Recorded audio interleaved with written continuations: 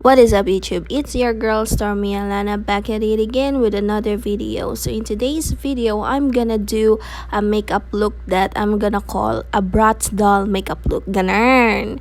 Kasi may nag-comment sa aking picture na gipost sa Facebook na makeup look na ito na mukha daw BRATZ doll. So I'm just gonna clip the comment here. Ayan. So, ayan. Thank you so much for the idea kung anong itatitle ko dito sa video na ito. So, anyways, ayan. Let's get right into explaining na kung anong pinaggagawa ko. First, nilagay ko na naman yung foundation sa aking face. Of course, Everbelena stick foundation and blend it with a damp sponge. Of course, tap lang kasi we don't want the product beneath the makeup na mag-move kasi yan yung nag-protect ng ating skin from the makeup para hindi siya deeply seated yung mga dirt galing sa makeup sa ating skin. And if that will be the case, you will have breakout. So, magkaka-pimples ka. So, if you don't want that, layer your do your skincare muna para merong layer in between your makeup and your skin. So, yes. So, ayan, nilalagyan ko na naman ng stick foundation dito sa may mga dark spots ko sa under eyes and of course sa my eyelids and a little bit dito sa may mga mouth area. So, ayan. And then, ang paglagay ng stick foundation is dab-dab lang din, hindi yung pa-smudge kasi gusto lang natin ng a little bit more, not so much. So, next one is i-blend lang natin gamit itong blending brush, blending blush, anong tawag dito? Sponge, itong sponge. Beauty blender pala. Oo, yarn. So, i-blend lang natin ng padab-dab lang. So, yes. So, after natin ma-blend ng beauty blender is lalagyan pa rin natin ng kaunti dito sa may under eyes kasi dyan talaga yung very dark na aking eye bags dahil sa pagpupuyat na rin, kulang sa tulog. So, we're gonna use our fingers para mag-melt din yung product sa ating skin and dyan sa may ilong banda hindi masyado nalagyan ng foundation. So, ayan, i-perfect nyo lang yung layer ng inyong foundation. Okay, next lalagyan natin ng powder dito sa ating under eyes para na rin i-bake yung ating under eyes and para hindi siya mag-crease dyan banda. So, as we all know, meron tayong mga folds sa ating under eyes na mga side. I don't know lang if meron kayo, pero meron ako mga folds dyan sa aking under eyes. And kapag hindi ko siya sinet agad, magkikrease yung foundation dyan banda. Kaya isinet ko na siya agad. Ayan. So, ang purpose nitong baking is para hindi mag-move yung ating foundation. Hindi siya malusaw or hindi siya hindi siya perfect. Hindi siya maging perfect. So, ayan. Ang ginamit ko lang dito is Johnson's Baby Powder. So, I've been using this ever since birth. Charot. Ever since na nag-try ako mag-makeup. So, ito na yung ginagamit kong pang-bake. And it does the job naman. But ang downside lang nito is white nga siya. So, mag-expect talaga kayo if you put on too much or marami kayo masyadong nilagay na pulbo sa yung face. Of course, magiging white yung face nyo. Kaya, dapat medyo slight lang din. So, that's why I just used brush para mag-apply nito. Kasi if sponge, mas compact yung powder and mas mag-white yung face ko. So, ayan. So, ayan, nilalagay ko lang sa whole face ko and ayan, narinig yung pusa.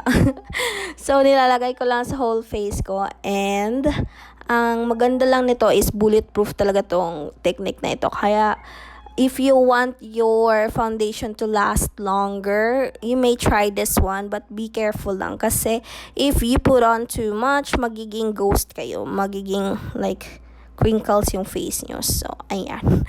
Okay, next one is maglalagay lang tayo ng white na base para mag-pop more yung ating eyeshadow. So, ayan lang ginagawa ko dito.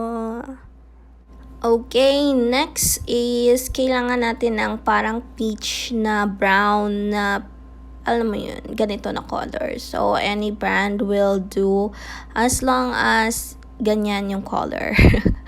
Close to that color. So, ang ginawa ko is parang ni-line ko lang ng parang eyeliner and ginuhitan ko, nilagyan ko ng palatandaan kung hanggang saan ko lang gusto yung eyeshadow. So, this is gonna be my transition shade. So, ganyan lang. Parang may triangle sa outer and of course, drag it papa in like what I'm doing here and medyo i-blend nyo lang because blending is the key. Okay? Tapos, i-build nyo na lang and I'm gonna fast forward this process para masaya. So, in this clip, naglalagay lang ako na additional na powder dito sa baba para makatch niya yung fallout and hindi siya magdikit sa aking foundation.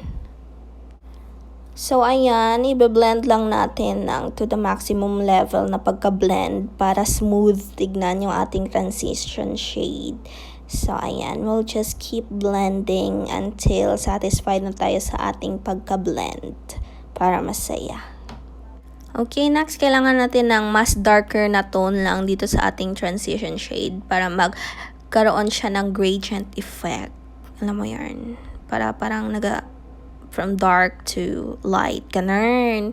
So, ayan, nilagay ko lang siya na parang wing liner. And of course, we're gonna blend it papaloob as usual. And be very light-handed lang every time na mag-blend kayo para smooth yung transition ng inyong eyeshadow from light to dark. Ganun. So, ayan, we'll just add some more until ma-build up natin yung contrast na gusto natin. So, if you want more dramatic look, mas dark yung eyeshadow, mas maraming ilagay nyo. And make sure lang na buildable yung eyeshadow nyo. Kasi kung hindi buildable yung eyeshadow nyo, kahit na ilang layers pa yan ng eyeshadow, kung hindi siya buildable, ganun lang talaga siya. So, kailangan, alam nyo yung ginagamit nyo na makeup para hindi kayo nag-waste ng time. So, ayan. Nilalagay ko lang siya dito sa my outer corner and a little bit dito sa my inner corner but not throughout.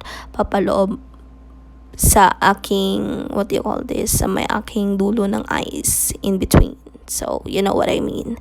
So, ganyan. We'll just keep building until we are satisfied na sa mukha ng ating eyeshadow.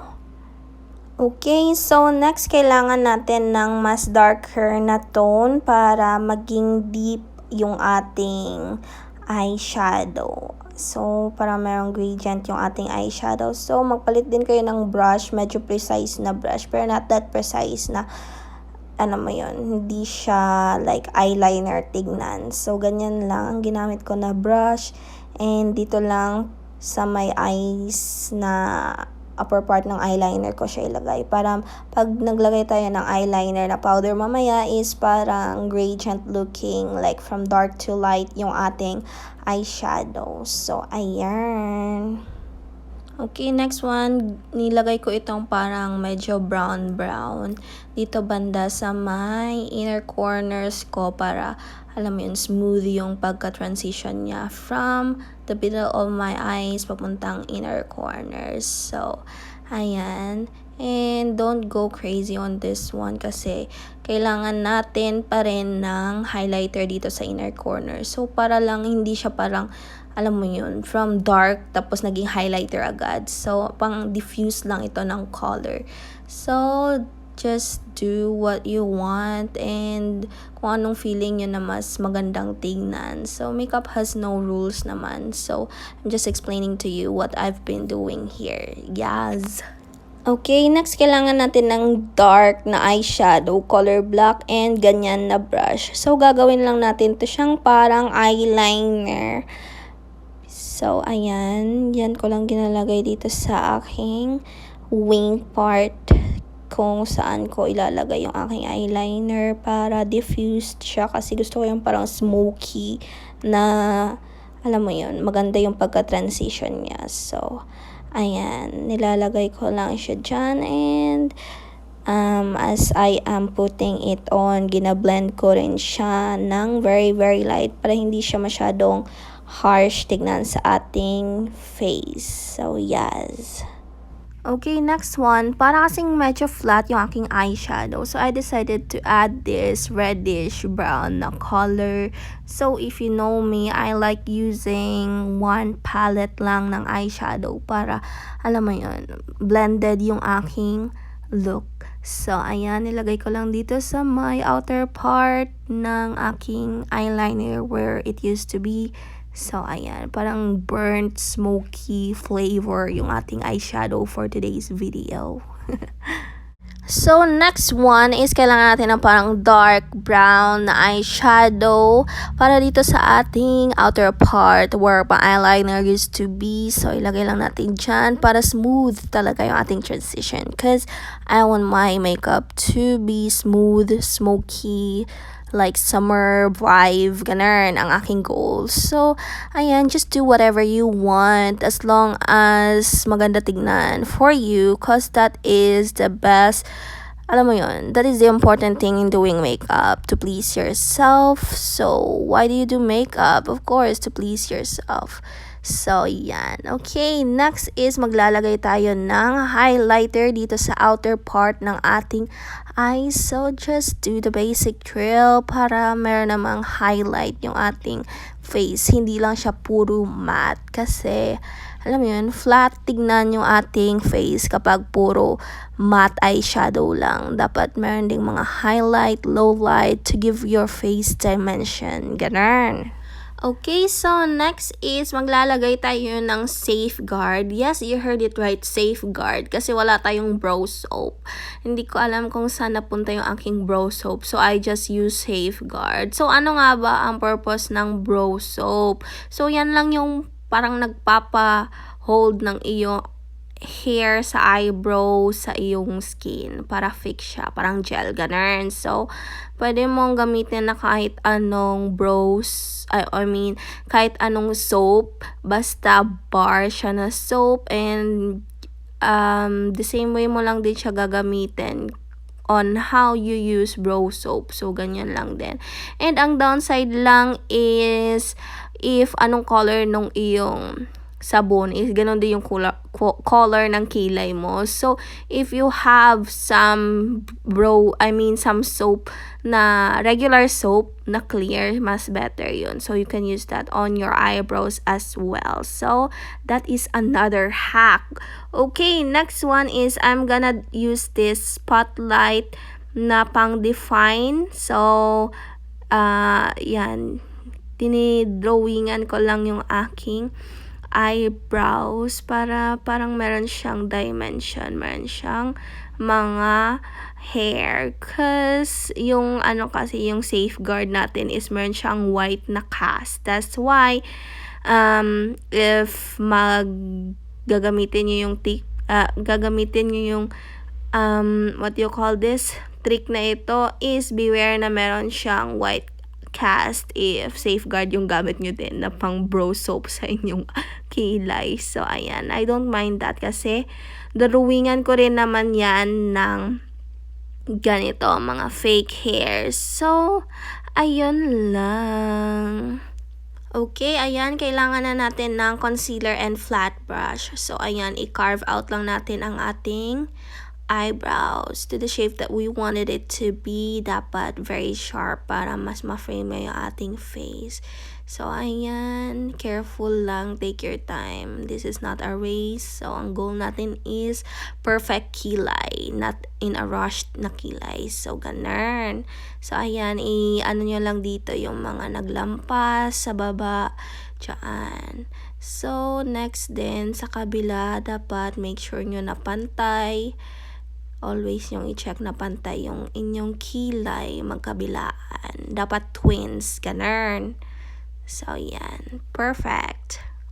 Okay, next iline na natin yung ating inner corners using this brow pencil. So, any brow pencil will do. The reason why I didn't use yung liquid eyeliner because it's too harsh. So, ang goal ko sa makeup look na ito parang smoky lang siya. So, I used cream na eyebrow pencil and powder to create that look. Kasi if you are using liquid eyeliner, it's very, alam mo yun, precise, and it wouldn't look soft, it would look sharp. So that is why I am using this brow pencil para medyo soft lang yung ating eyeliner. And of course, dito sa on top of our eyes, so ayan, nilagyan ko lang dyan, and sa kabila din.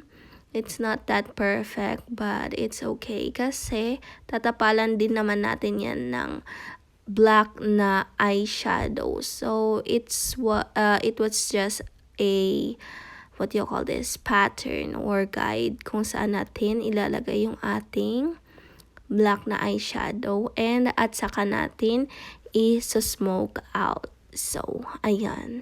Okay, so using this brush is ginasmudge ko lang yung pencil na eyebrow pencil. Pencil na eyebrow pencil sa aking eyeshadow to add on that depth para, alam mo yun, smoky, ganun. So, I just use this instead of liquid eyeliner. Okay, yan. Ita-tightline natin yung outer corners using the same eyebrow pencil. So, dapat walang gap between our eyelashes and our eyeliner para cute tignan. Kasi, if malayo yung eyeliner mo sa iyong lashes, hindi yun siya cute tignan. Parang mediocre and hindi ka marunong mag-eyeliner. So, ayun, hindi siya magandang tignan. So, dapat pulido yung ating eyeliner kasi ayan ang nagdadala sa ating eyes. Yan ang nag-dictate kung ano ang makikita ng tao na shape ng eyes mo. Kaya, if gusto mong maganda yung makeup mo, dapat perfect yung eyeliner mo. So, yes.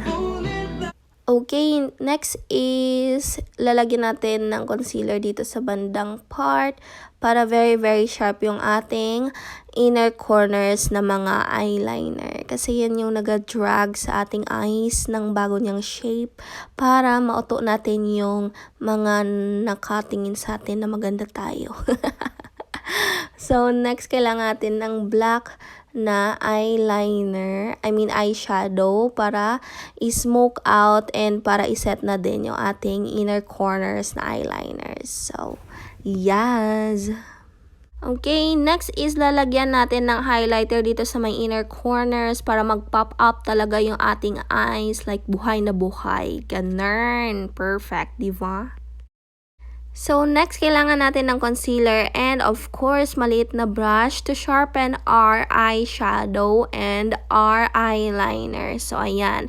Nililinis lang natin yung ating eyeshadow para very sharp and crisp siya tignan. So, yes. Okay, next, kailangan natin yung ginamit natin na pang pang drawing ng kilay. So, maglagay tayo ng mga fake na false lash sa baba para anime ang look. Ganun. Okay, next, maglalagay lang tayo ng false lashes of your choice. So, ito yung napili ko. All-time favorite. Very wispy, very volume, very dramatic na eyelashes. So, any eyelashes will do. Depende na yan sa trip mo. So, ayan. Ilagay lang natin. And let's get into the final look. So, this is now the final look, guys. I hope you guys like it. And if you do, please do leave a comment down below. Don't forget to like, comment, and subscribe to my YouTube channel for more videos like this. See you on my next vlog. Bye!